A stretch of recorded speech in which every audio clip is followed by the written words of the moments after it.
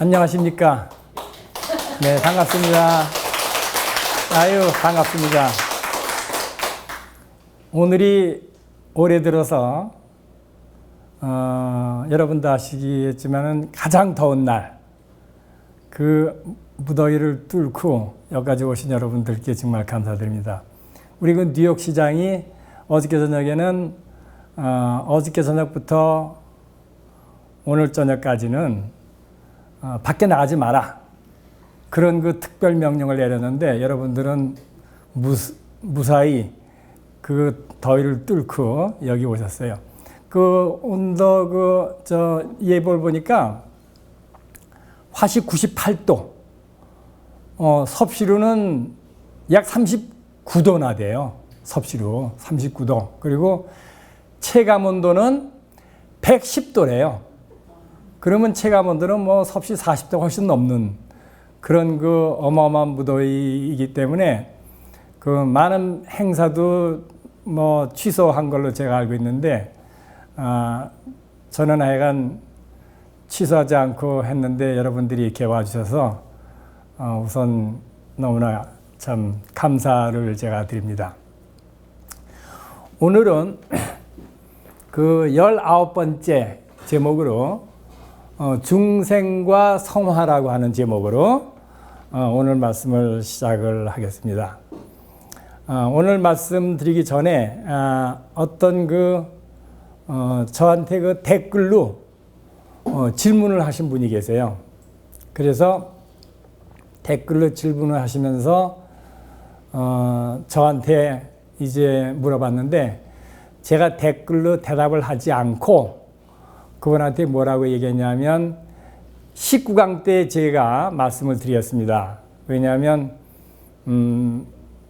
그 물어보신 분뿐만이 아니라 여기 오늘 오신 분과 유튜브 애청자들까지도 관심이 있는 그런 그 제목이니까 제가 이렇게 말씀을 드리겠습니다라고 약속을 했기 때문에 오늘 그 말씀에 대한 것부터 말씀을 드리고 이제 시작을 하려고 그래요. 그분 질문은 뭐냐면,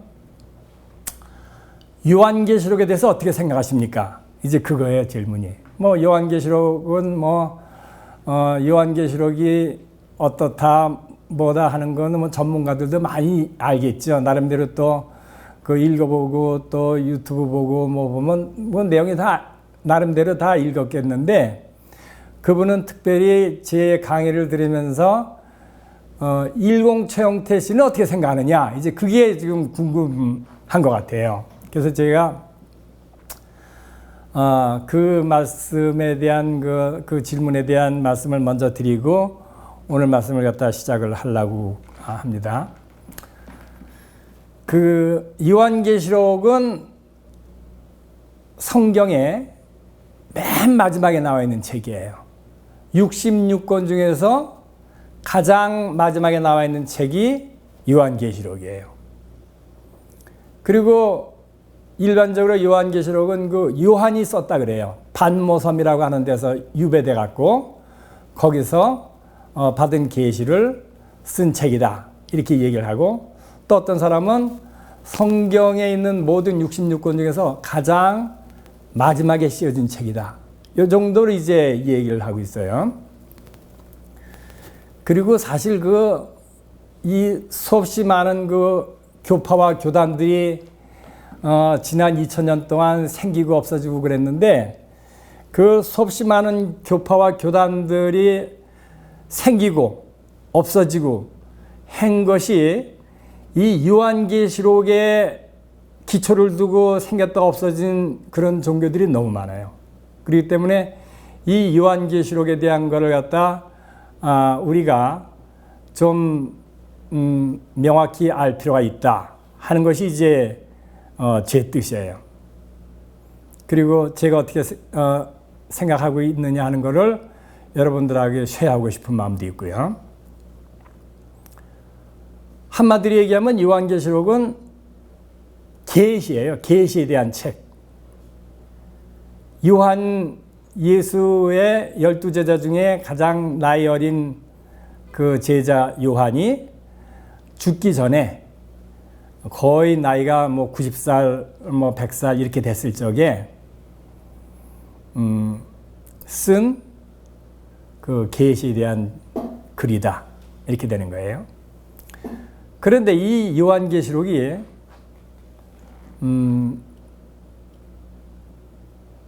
AD 1000년까지, AD 1000년이면 지금 이제 AD 뭐 2000년이라고 생각한다고 하면 1000년 전이죠. 예수님 계실 때하고 지금하고 꼭 중간 정도 되는 AD 1000년까지는 요한계시록이 성경에 잘못 들어갔다. 그거 빼야 된다. 하고 있는 그 신학자 그 부류가 항상 존재했어요.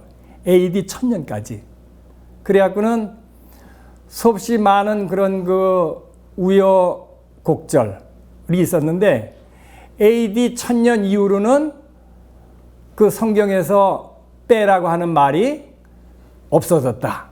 이제 그렇게 기록에 나와 있어요. 근데 우선 그 예언이라고 하는 거는 예언이라고 하는 건 사실 누구나 할 수 있는 얘기고 또 특별히 무슨 뭐 계시를 봤다고 해갖고 그 계시를 갖다 이런 그 기록으로 남게 되는 그러한 그 예는 요한계시록 말고도 많이 있어요. 예를 들어 그 뭐 정감록이라고 하는 얘기 들어보셨죠? 이조 시대 때 그 이 정도전이라고 하는 사람이 이제 계시를 받았고 썼는데 그 정감록이라고 하는 책이 이시조선 때는 그거 갖고 있으면은 처벌받아요. 그거 왜 처벌받겠어요? 이시조선은 망한다 그런 말이 있기 때문에 그렇게 된 거예요. 또는 그 노스트라다무스 아시죠? 노스트라다무스 그 사람이 그 어마어마한 그 예언에 관한 그 시를 많이 썼는데 지금 뭐 9/11도 뭐 거기에 다 나와 있고 뭐 다 그렇다고 그래요. 또 뭐 그것뿐만 아니라 뭐 토정 비결도 여러분들 뭐 많이 보신 분들도 계시는지 모르겠어요. 토정 비결. 대개 1월 1일 되면 새해가 어떤가 나름대로 이제 한번 재미로 보고 그러는데 그 요한계시록은요. 참고로 그 노스트라다무스라든지 뭐 정감록 같은 그런 그 정도로 우리가 보고 나름대로 뭐 느끼고 그렇게 하면 되는 책이에요. 그게 이 성경에 들어갔다고 하는 것을 저도 반대하는 사람 중에 하나예요. 이 성경이 66권인데 한 권을 빼라. 그러면 지체지 않고서는 요한계시록이에요. 제일 마지막에 만들어졌는데 왜 그러면 요한계시록의 어떤 부분이 잘못됐다고 생각하느냐라고 저한테 이제 물어보신다면 제가 거기에 대한 제가 오랫동안 느껴왔던 그 답을 저는 확실한 신념을 갖고 말씀을 드릴 수가 있어요. 항상 그 종교라고 하는 것이요. 종교라는 것이 항상 시작이 있고, 그 다음에 발전하는 단계가 있고, 쇠퇴기가 있고, 그 다음에 뭐, 끝나는 그런 말하자면 기승전결이 있다고 한다면은, 이 특별히 그 종교가 시작할 적에는 그 특징이 홍익인간이라고 하는 말 들어보셨죠? 우리 옛날 그 단군 시대 때 있었던 그 말씀들이 너무 좋은 말씀이에요. 우리 널 이롭게 한다는 거예요. 나와 우리 이 사회와 우리 국민들을 널 이롭게 한다고 하는 거. 그렇게 해갖고는 사실 많은 괴로움을 갖고 있는 사람, 뭐 심적으로나 뭐 육적으로나 고통 느끼는 사람들, 이런 사람들한테 위로의 말씀으로 위로의 말씀으로 보통 시작하는 것이 종교의 시작이라고 한다면, 뭐 예수께서 이제 시작하셨다고 한다고 하면 기독교를, 그 예수의 가르침은 그 확실한 그 쟁점이 그거예요. 뭐냐면 이 우주를 만드신 창조주가 계신데 그분은 내 아버지다. 동시에 당신들의 아버지다. 그리고 그분은 우리를 사랑하시되 조건을 따지고 사랑한다고요? 아니에요. 조건을 따지고 사랑한다고 하면 우리가 이런 그 편안한 마음을 가질 수가 없어요. 안식의 마음을 가질 수가 없어요. 예수님께서는 야, 드레핀 백합화를 봐라. 공중에 나는 새를 봐라. 그거 다 누가 기르고 다 누가 먹여 살리느냐? 그거 하나님께서 하시는 거예요. 근데 걔네들이 무슨 뭐 특별히 뭐 잡을 갖고 무슨 뭐 일을 하고 그래야 되는 거냐? 그거 아니에요. 하나님께서 주신 생명을 보존하기 위해서 하나님께서 다 장치를 해 놓으신 거예요. 그런데 특별히 너일까? 하나님의 자녀인 너일까 보냐? 예수님께서 강조하는 거는 너희들은 그 마음만 갖고 있으면은 의식주, 이거는 우리 친아버지께서 다 해주시는 것이다. 무조건적인 사랑을 설파했어요. 그 말씀이 너무 좋으니까 예수님 당시에 예를 들어 뭐 예루살렘이라든지 갈릴리라든지 사마리아라든지 이런 그 예수님이 돌아다녔던 이 말하자면 걸어서 다니는 그 당시엔 차가 없었으니까 그러한 그 장소에 제가 그 구글에서 한번 연구를 해보니까 인구가 한 5만 명쯤 돼요. 물론 그때는 이제 그 여자와 아기를 갖다 이제 인구에 집어넣지 않는 경우가 많이 있기 때문에 5만 명이라고 한다고 하면 여자와 애들을 다 포함하면 한 10만쯤 됐을런지도 몰라요. 예를 들어서. 그런데 예수님께서 하시는 말씀이 얼마나 사람들한테 큰 그 감동을 주고 기쁨을 줬냐 하면 그 당시에는 신문이 있겠어요? 없어요. TV에 있어요? 없어요. 뭐 유튜브가 있어요? 아무것도 없어요. 그냥 소문만 들어요. 소문만 들었는데 예수님이 온다. 예수님이 강의를 한번 하신다고 하니까 산에 몇 명이 모였어요? 몇 명? 5천 명인데 그것도 어린애하고 여자를 계산하지 않고 5천 명이에요. 그러니까 내가 보기엔 그거 하면은 10,000명도 될 수 있는 거예요. 그렇다고 하면 예수님 당시에 예수님이 다니던 그 뭐 여리고 뭐 갈릴리 이거 뭐 다 해갖고 맥시멈 10만 명을 본다고 하면 10분의 1이 그 같은 날 예수님 말씀하시는 날 산에 모였다는 얘기인데 이거는 엄청난 그런 그 임팩트죠. 이거는 엄청난 사건이죠. 근데 왜 그렇게 모였겠어요? 너희들 거기 주일날 교회 안 가면 너희들 하나님한테 심판받는다, 지옥 간다 이렇게 협박해갖고 할 수 없이 온 거예요? 그거 아니에요. 그 생명의 말씀, 위로의 말씀이 너무나 그야말로 꿀맛보다 더 달기 때문에 소문 듣고 해갖고는 그 말씀을 들으려고 그 많은 사람들이 모인 거예요. 근데 그렇게 모였는데 말씀이 너무 재밌으니까 아침부터 저녁까지 사람들이 떠나질 않는 거예요. 식사를 굶어가면서. 그러니까 예수님이 할 수 없이 이 사람들 먹여라 해갖고는 어떤 어린애 도시락 하나 빌려갖고 보리떡 5개, 고기 2마리 갖고 5천 명을 먹이신 얘기가 나와요. 그것이 이런 어떤 율법, 이런 서기관, 바리새인들, 어떤 사두개인들, 제사장들 이런 거하고는 전혀 관계없이 자발적으로 모인 사람들이 그렇게 많은 거예요. 그렇게 예수의 공생애가 너무나 많은 사람들한테 말씀의 능력과 위로를 준 거예요. 그러니까 이게 어마어마한 종교로 시작이 된 거죠. 근데 한 세대가 지나기 전에 예수님 돌아가시고 예수님 제자들이 죽고 나서 바로 이제 예수의 가르침이 너무 위대하니까 이거 그대로 놔둘 수 없다. 그래갖고 생긴 것이 이제 기독교, 이제 예수교, 기독교 종교가 된 거예요. 이 종교가 되자마자부터 예수님의 그 복음이 변질되기 시작한 거예요. 어떻게 변질돼요? 하나님의 사랑은 무조건적이다. 우리의 죄가 있고 없고 상관없이, 우리가 선하고 악하고 상관없이, 우리가 똑똑하고 무식하고 상관없이, 또 교육을 받았든 안 받아도 상관없이, 우리가 힘이 좋든 안 좋든 상관없이 하나님께서는 풍성한 은혜와 기쁨을 주시는 분이다. 여기에 다 매료됐는데 한 세대가 지났고 종교가 딱 되고 이제 우리가 정기적으로 모입시다. 그러고 나니까 그 다음부터는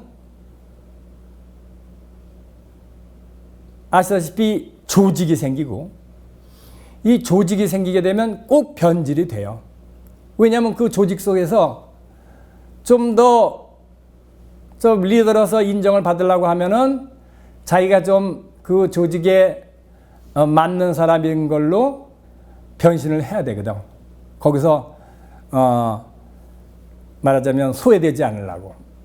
두 번째는 또 거기서 이제 말하자면 아예 직업으로 이제 그 교회를 갖다 운영하는 사람이 생긴다고 하면 그 월급을 줘야 돼요. 그러니까 어차피 이제부터는 하나님의 사랑과 하나님의 은혜는 값없음, 완전 공짜, 완전 그 기쁨에 충만한 복음이 시작이었는데 점차적으로 이제 그 변질이 되는 거예요. 근데 변질이 됐는데 이 변질이 되는 과정에서 이제 그 성경에 대한 신약이 쫙 써졌어요. 마지막에 쓰진 것이 그 요한계시록이에요. 근데 이 요한계시록을 갖다 정경에 집어유착을 결정한 것이 무려 그때부터 약 300년 후, 거의 AD 400년경에 집어넣게 된 거예요. 집어일 때까지 이 요한계시록이라고 하는 것이 수없이 그 당시에 알다시피 그 기독교가 하나였으니까, 천주교죠, 그 당시엔. 베드로를 초대 교황으로 하는 그러한 그 교파가 이제 천주교예요. 그래갖고는 거기에서 이제 성경에 집어넣자, 빼자, 뭐 이렇게 뭐 좀 고치자, 뭐 이런 것들이 많이 얘기되는 과정에서 이 요한계시록을 보게 되면은 완전히 신의 사랑은 조건부다. 그렇게 변해 있어요, 제가 보기에. 완전 조건부예요, 그때는. 그래서 하나님께서는 이 세상에 있는 부모들도 자기 자식이 범죄를 저질러도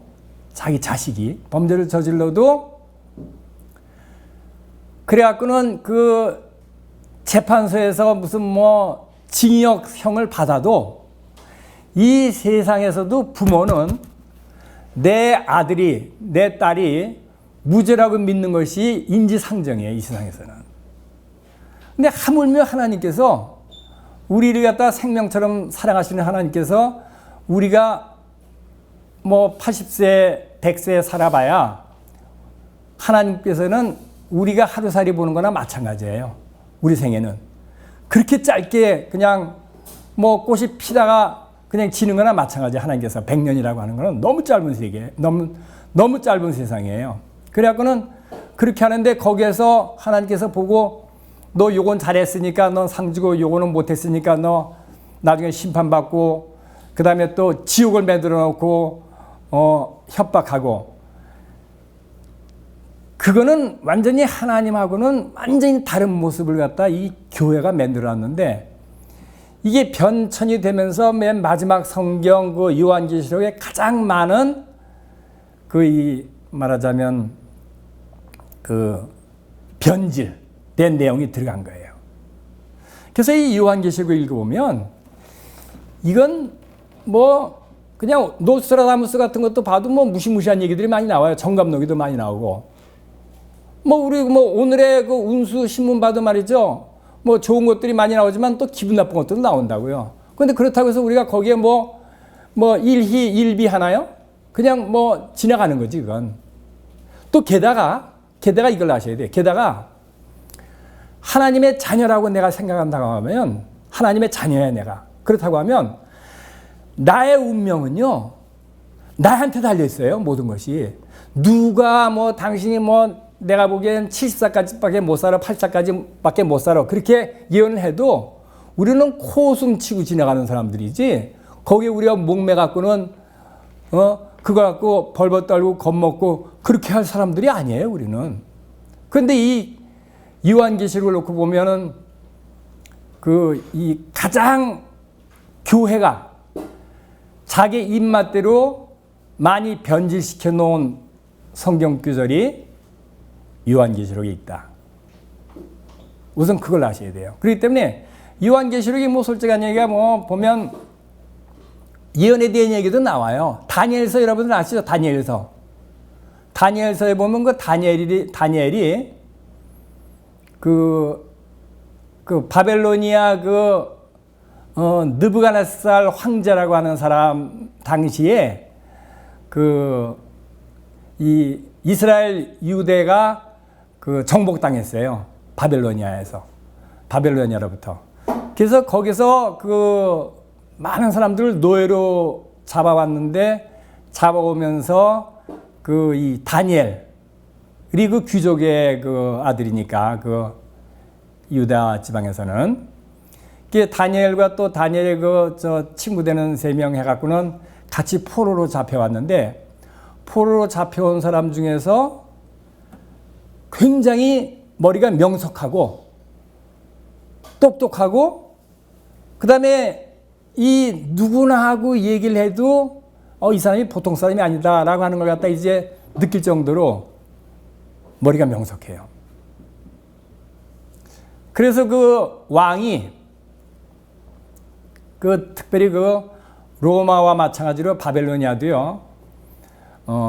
이 전 세계를 갖다 미국하고 똑같아요. 미국, 로마 제국, 바벨로니아 이 특징이 뭐냐면 다른 나라 사람들을 갖다 아주 융화를 잘해요. 데려와 갖고는 유능한 인재들은 자기네 나라를 위해서 봉사하게끔 하는 길을 갖다 잘 열어놨어요. 그래갖고는 다니엘과 다니엘 그 세 친구를 갖다 특별히 궁에서 왕궁에서 이 말하자면 이 특별한 유능한 공무원들 교육시키는데 같이 교육을 받고 있었어요. 근데 하루는 느부갓네살 왕이 이상한 꿈을 꿔요. 무슨 꿈을 꾸냐면 큰 이런 신상을 갖다 꿈에 보는 거예요. 신상. 왕이 보는데 이렇게 딱 이렇게 팔을 갖다 이렇게 양 어깨에 끼고 큰 신상을 보는데 그 신상의 머리는 금으로 되어 있어요. 그리고 두 팔하고 가슴은 은으로 되어 있어요. 이 배와 넓적다리는 배는 뭘로 되냐면 구리로 되어 있어요. 구리로. 그 다음에 넓적다리는 뭘로 되어 있냐면 쇠로 되어 있어요. 철. 그 다음에 마지막 발은 흙과 철이 반반 섞여 갖고는 막 이렇게 돼 있는 그런 신상을 딱 보고 깨놨어요. 느부갓네살 왕이.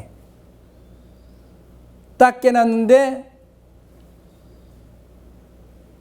깨나자마자 그 꿈을 갖다 잊어버린 거예요. 그 꿈을 봤을 때 익사이링한 감정만 남았고 깨자마자까지는 생각을 했는데 다시 생각해 보려니까 생각이 전혀 안 나는 거야. 너무나 이 꿈은 보통 꿈인 것 같지가 않은데 생각이 안 나니까 왕이 특별 명령을 내렸어요. 거기 이제 이 왕의 컨설턴트들이 있어요. 보좌관들. 보좌관들이 대개가 옛날에는요, 점쟁이들이에요. 옛날에는. 그래서 그 사람들이, 이제 전부 대령해갖고는 왕이 뭘 물어보냐 하면 내가 어젯밤 꿈을 꿨는데 그 꿈이 너무나 기가 막힌 꿈이다. 그건. 이건 뭔가 특별한 의미가 있는 꿈 같은데 불행히도 내가 그걸 잊어버렸어. 그러니까 너희들이 그 꿈이 무슨 꿈인지 밝혀내고 해석을 해라. 그리고 왕이 굉장히 그 템포가 급한 사람이에요.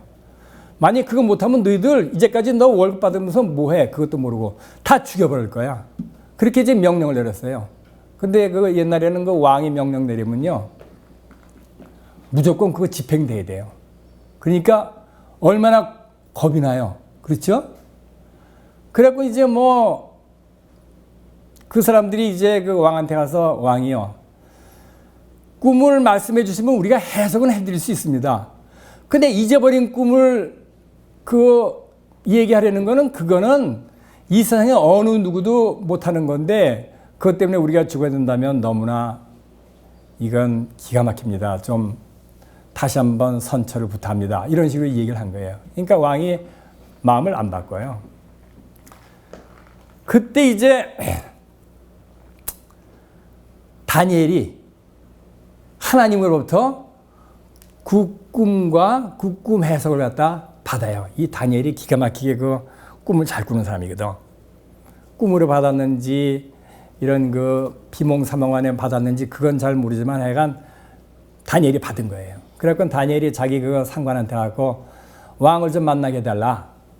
내가 그 꿈이 무엇이고 그 내용이 뭔지 알려드리겠다. 그러니까 이제 너무나 고마운 거죠. 왜냐하면 다 죽게 생겼는데. 그래갖고는 이제 왕한테 가서 이제 다니엘이라고 하는 젊은이가 그 유대 나라에서 온 그 포로다. 근데 왕의 명령으로 지금 우리 궁에서 교육을 받고 있는 사람인데 그 청년이 왕께 그 꿈에 대해서 얘기를 하겠다고 하십니다. 그러니까 이제 왕이 데려오라 그래갖고 이제 그 꿈 얘기를 듣는 거예요. 그러니까 이제 다니엘이 그대로 이제 자기가 본 얘기를 한 거예요. 큰 신상을 왕께서 보셨는데 그 머리는 금으로 됐고 가슴은 은으로 됐고 배는 구리로 됐고 그 다음에 종다리는 철로 됐고 발은 흙과 진흙이 섞여 있는 그런 신상을 보셨습니다. 그런데 그런 신상을 보고 있는 중에 하늘에서 무슨 큰 돌이 날아와서 그 신상에 발과 다리를 갖다 친 거예요. 왕이 이제 그 꿈꿈에 계속되는 게 그게. 그래갖고 치고 나니까 그 신상이 우르르 무너졌어요. 무너졌는데 그 무너지는데 너무 그 강탈을 갖다 심하게 해갖고는 이런 거 조각조각 남은 게 아니라 전부 가루로 돼갖고 그냥 없어져 버린 거야. 근데 그 신상을 친 그 돌이 점점 자라갖고는 큰 태산을 이루는 그런 꿈을 꾸셨습니다. 하고 이제 왕한테 얘기하는 거야. 그러니까 왕이 가만히 보니까 정확하게 꿈이 맞거든. 그러니까 너무 신기하잖아요. 그러니까 그러면 이제 그 해석을 그 꿈이 맞으니까 해석을 해라. 나는 이제 널 갖다 믿는다 이제부터는. 그 꿈을 갖다 얘기해 준 사람이 그렇게 정확하게 얘기해 준 사람이 없었으니까. 그래서 다니엘이 뭐라고 그랬냐면 왕이요. 이 금머리는 바로 왕이니다. 이 바벨로니아가 너무나 나라가 부자이기 때문에 금이 최고로 많았던 나라예요. 그래서 금을 상징해. 근데 그 다음에는 이 바벨로니아 다음에는 그 페르시아, 메데 파사라고 하는 나라가 이제 이 자리를 이제 그 뒤에서 일어나는데 그 나라는 그 그렇게 왕만 못한 그런 나라가 좀 나타나 갖고는 이제 생길 겁니다. 근데 금보다는 좀 못하는 거지만 좀 약간 그래도 강한 면은 있어요. 그래서 이 페르시아가 굉장히 그 어떤 그 아주 그 고레스라고 하는 그런 그 왕 해갖고는 어마어마하게 그 저희 군사력이 센 나라예요. 그리고 나서 그 나라가 지나면 그 다음에는 그 히랍, 그 알렉산더 대왕, 그 그리스라는 나라가 동나라, 그 동나라가 특별히 또 구리가 많은 생산되는 나라고, 지금 발견되는 모든 그 구리 그 유물은 거의가 다 이 그리스 시대의 유물이라고 그래요. 그리스 다음에 철나라가 생기는데, 그 철나라는 이 세계를 갖다 통치할 어마어마한 능력 있는 나라입니다. 그 나라가 실질적으로는 로마 제국이에요. 그리스 다음에 생긴 나라 로마 제국. 그 다음에 발나라라고 하는 거는 철과 진흙이 섞여져 있는 나라인데, 그렇게 철과 섞여져 있는 나라인데, 그게 사실은 이 유럽을 갖다 중심으로, 지금 이라크, 이란, 그런 걸 중심으로 한 유럽의 그 역사에 지금 얘기한 것이, 그러한 열왕의 때에 하나님께서 한 나라를 세우시는데, 그 나라는 돌나라인데, 그거는 이제 그 정신이 전세를 갖다 통합하고도 남을 정도로, 그리고 그렇게 자라나는 그런 나라가 될 것입니다. 그렇게 해석을 해줘요. 그 다니엘서에 있는 그거는 괜찮은 내용이에요. 그리고 이제 실제로 그렇게 됐고, 그 다니엘서는 아무리 읽어봐도 이런 뭐 지옥불이라든지 이런 협박이 없어요. 그거는 나름대로 다니엘에 대한 순수한 글을 갖다 그대로 쓴 거예요. 근데 이 계시록을 놓고 보면요, 이 사도 요한이 이런 글을 갖다 썼을 리가 없다. 전 그렇게 100% 믿는 사람이에요. 왜냐하면 하나님의 품성은 완전히 다른 얘기인데, 그런데 이 요한계시록이요, 누구한테 최고로 유리하냐 하면 바티칸에 최고 유리해요. 바티칸에. 무슨 말인지 아세요? 그 당시 유일한 국가가 천주교예요. 캐톨릭교. 프로테스탄트가 나오기 전에, 프로테스탄트가 나온 거는 AD 1500년이에요. 근데 이 계시록이 1000년까지는 수없이 많이 변질도 됐기 때문에 많은 사람들이, 신학자들이 반대했지만은 결국은 그 뒤로는 이제 바티칸에서 완전히 못을 딱 박아놨어요. 이거는 반대하면은 이제 그거는 교회를 반대하는 거니까 각오해라. 그때 1000년부터 1500년 사이에 수없이 많은 이 캐톨릭에 의해서 죽은 사람들이 많이 생겼어요. 화형당하고 사자밥이 되고 뭐 이런 원형 경기장에서. 그게 전부 그때 생겨난 거예요. 1000년부터 1500년 사이에. 그때 이후로 계시록에 대한 이 성경에 들어갈 내용의 책이 아니다라고 하는 말이 완전히 없어진 거예요. 제가 이 계시록에 대해서 가장 나를 갖다 이렇게 거북하게 만들고, 이게 하나님의 말씀이 일리가 없다라고 하는 그 내용을 갖다 제가 한두 가지만 제가 말씀을 드리겠어요. 이 계시록에 보면 21장 8절. 21장 8절 보면요, 두려워하는 자들과 믿지 아니하는 자들과 흉악한 자들과 살인자들과 행음자들과 술객들과 우상 숭배자들과 모든 거짓말하는 자들은 불과 유황으로 타는 못에 참여리니 이것이 둘째 사망이다. 이 말씀 하나가요, 아무것도 아닌 것 같지만은 많은 사람들 마음속에 어마어마한 두려움과 죄의식을 불어넣어주는 말씀이에요. 여기에 걸리지 않는 사람이 있어요? 거짓말하는 자, 거짓말하는 사람이 있어요? 없어요? 다 들어가.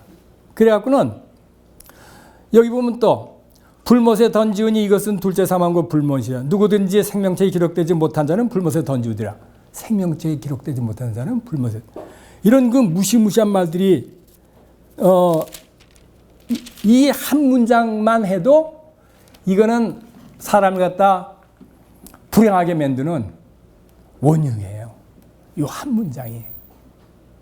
그렇기 때문에 이 계시록이 다른 것이 아무리 좋아도 이거는 인간한테 두려움과 죄의식을 갖다 주는 그러한 말씀으로 전락되어 있는 거예요. 그러니까 한번 읽어보고 이거는 아이, 뭐 이렇구나 하고 그냥 지나가 버리는 책이지, 여기에 목매는 책이 아니에요. 이거 보면, 여기에 보면 뭐 이단적인 걸 보면요. 제가 한 가지 예를 들어드리면,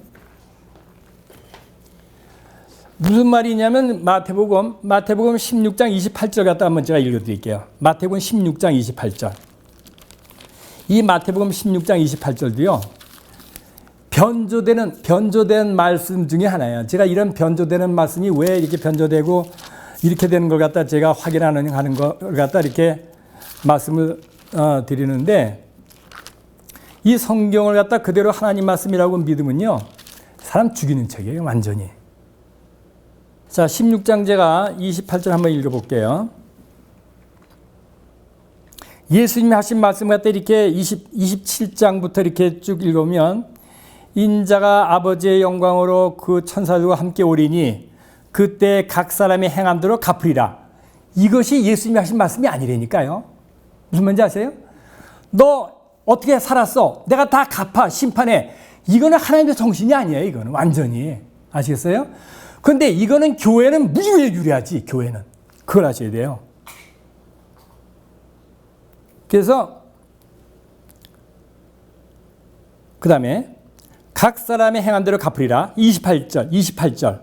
진실로 너에게 이르노니 여기 섰는 사람 중에 죽기 전에 인자가 그 왕권을 가지고 오는 것을 볼 자도 있느니라.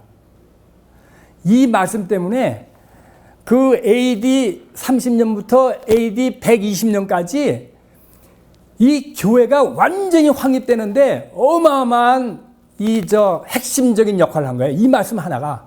왜 그럴까요? 왜 그럴까요? 자, 예수님이 제자들 100명, 200명 있는데 얘기를 했단 말이에요. 예수님이 하신 말씀 갖다 이제 내가 보기엔 집어인 거지. 누가 집어였는지 모르지만. 여기 서 있는 사람들 중에서 내가 왕권을 갖고, 말하자면 하늘의 왕자로서, 심판주로서 여기에 왕권을 갖고 나타나는 걸 갖다 눈으로 실제로 볼 자가 있다. 그러니까 보면 내 생에 이제 예수님이 이제 말하자면 이 세상에 황제로 등극을 하네. 그렇게 믿어져요, 안 믿어져요?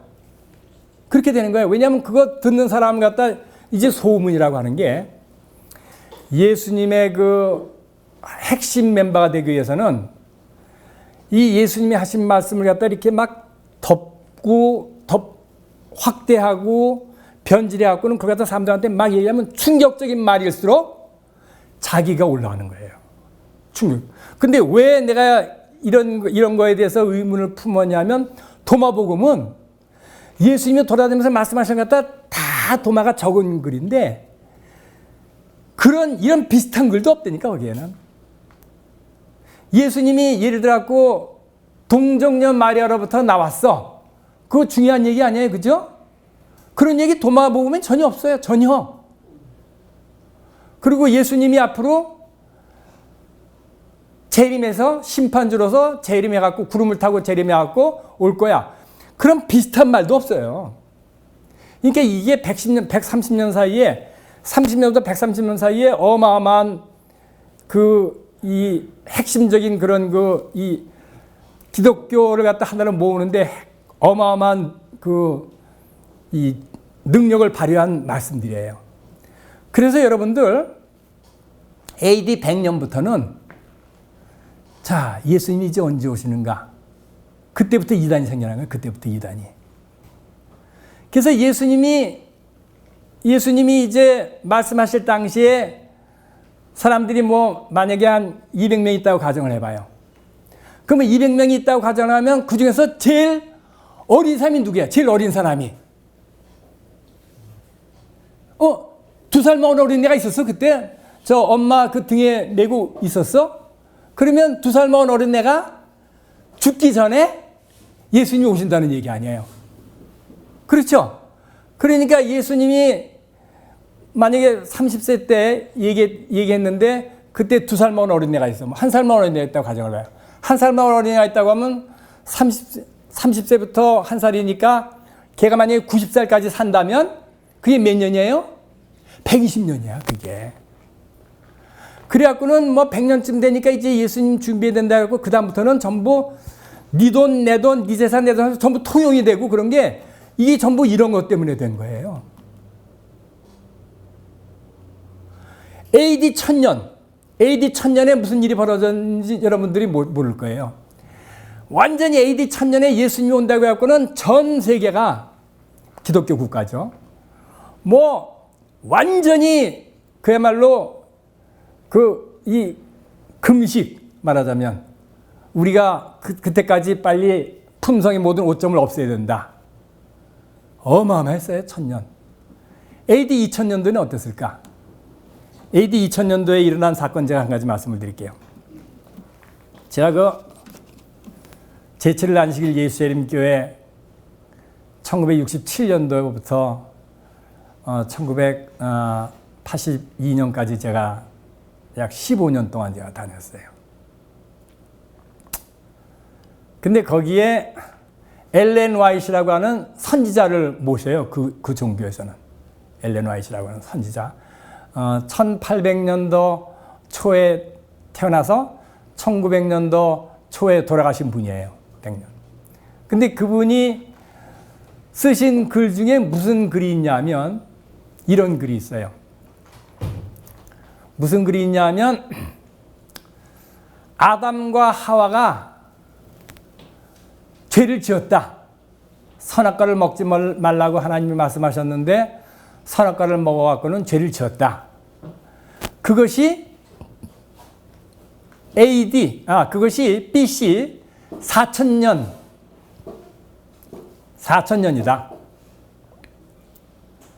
예수님 탄생하시기 4000년 전에 그러한 일이 있었다.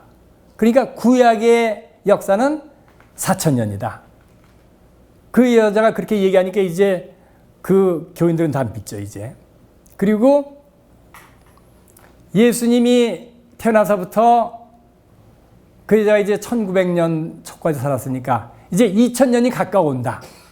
그렇죠? 2000년, AD 2000년이면 이제 아담이 선악과를 먹은 때로부터 6000년 되잖아요. 그죠?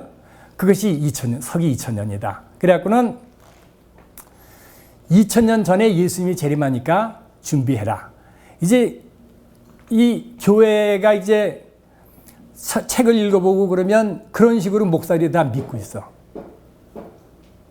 그렇게 믿으란 말은 구체적으로 안 하지. 왜냐면 혹시 안 오면은 책임이 있으니까.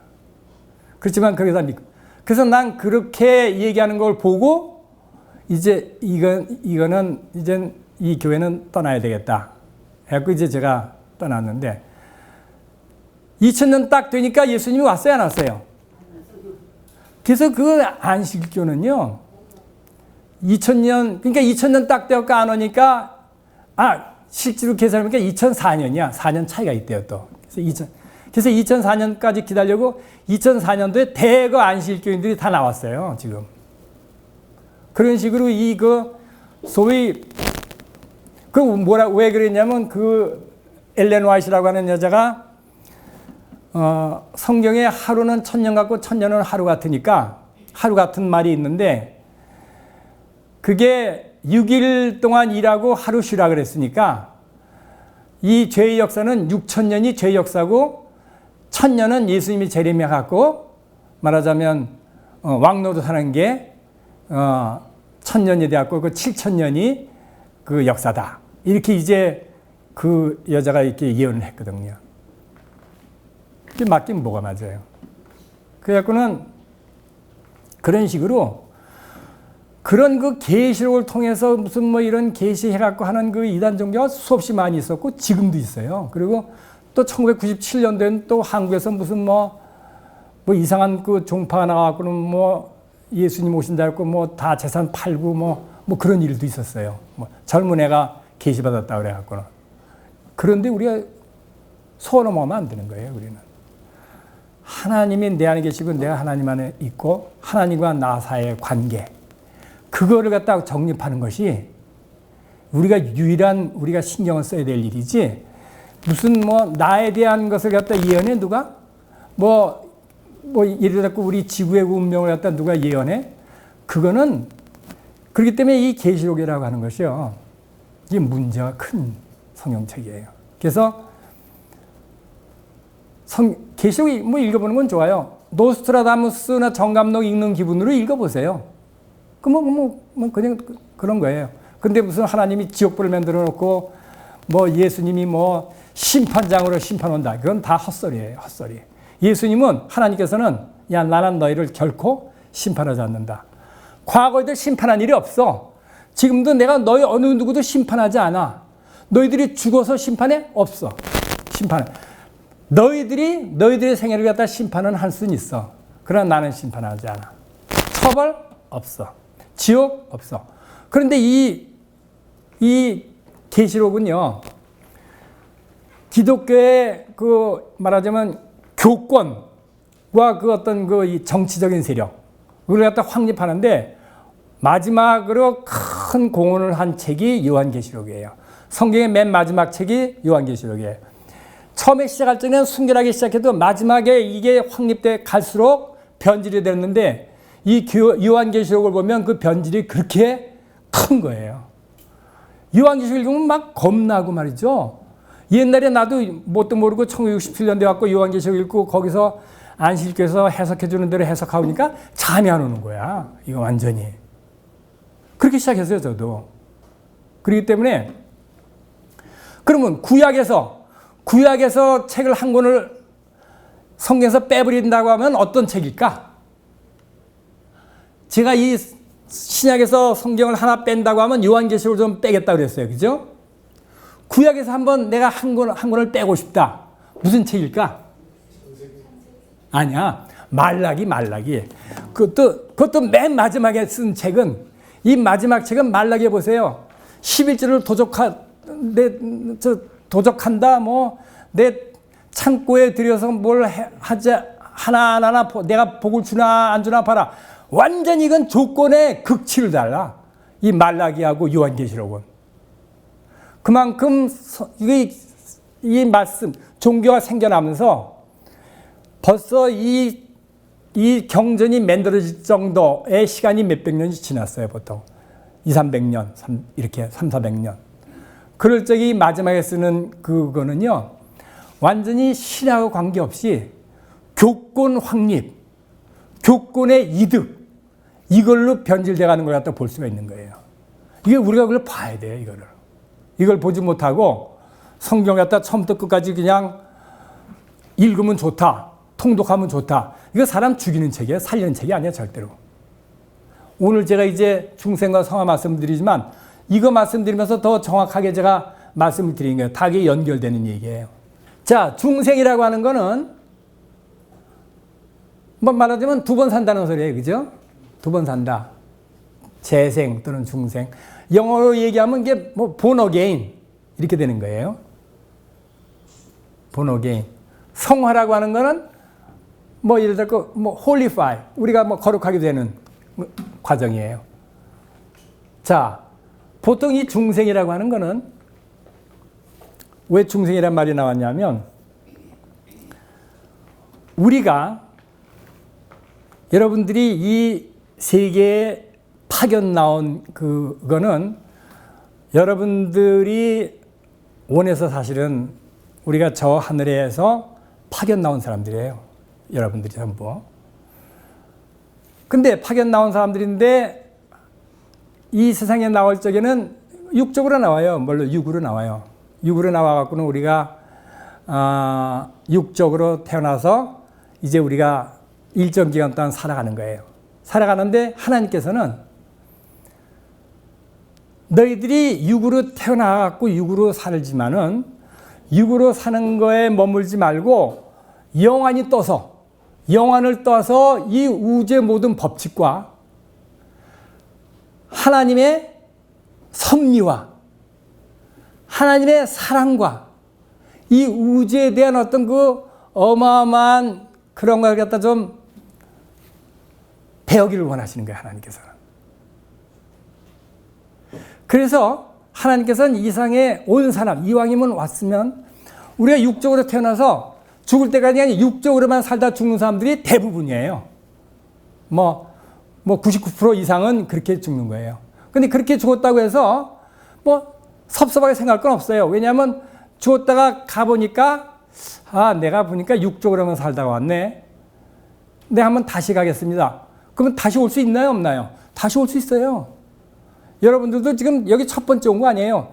뭐 수십 번, 수백 번째 온 사람들이 다 여기에. 아시겠어요? 그렇게 온 거예요. 근데 여기 와갖고는 하나님이 원하시는 그 중생의 체험을 하는 사람은 극히 적어요. 근데 우리가 와갖고 중생 경험을 했다고 하면은 그거는 어마어마한 업적을 이루고 가는 사람이에요. 몇 번 왔다 가도 그런 경험을 갖다 못하기 때문에. 그래서 우리가 중생과 성화라고 하는 것이 기독교 용어는 기독교 용어지만은 이것에 대해서 정확하게 어떻게 해서 중생되고 어떻게 돼서 성화되는 거 방법과 이것에 대한 이 과정을 아는 사람이 없어요. 제가 보기에는.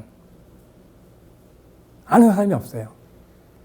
그래서 이 중생의 경험을 한 사람들은 역사적으로 보면 몇 명은 돼요. 뭐 제가 보기엔 예수를 비롯해서 소크라테스 또는 시달타 공자맹자 이런 분들은 제가 보기에는 중생의 경험을 한 사람으로 나는 지금 보고 있어요. 근데 그러면 중생이 어떻게 해서 우리가 중생의 경험을 하느냐? 이 세상에서 이왕 온 바에는 이 세상에서 겪는 최고의 스타, 하늘에 가면 우리가 그 최고의 어떤 업적을 이루고 온 사람의 대우를 받으려면 이 세상에 살아있으면서 중생의 경험을 완벽하게 하고 가는 사람들. 이 사람들이야말로 진짜 그 인생을 해서 성공한 사람들이에요. 근데 그렇게 하는 비결을 여러분들이 20강에서 터득을 하실 수가 있어요. 그러니까 여러분들 20강을 기대하시고 아까 요한계시록에서 어떻게 생각하시는가 하는 거에 대한 대답하다가 좀 너무 시간이 오래 걸렸는데 이해하시고 20강을 기대하세요. 감사합니다. 네.